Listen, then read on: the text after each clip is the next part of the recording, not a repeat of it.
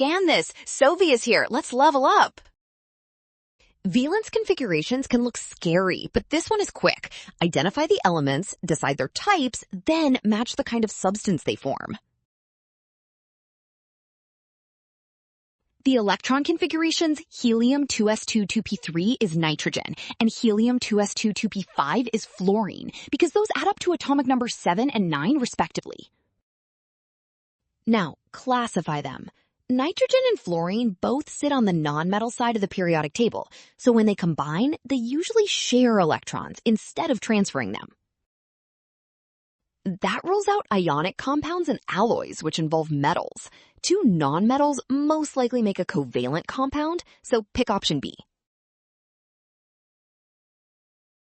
Well done! Option B. Scan now. Watch signs, avoid rushing. Trust the given configurations and check the steps before assuming anything ionic.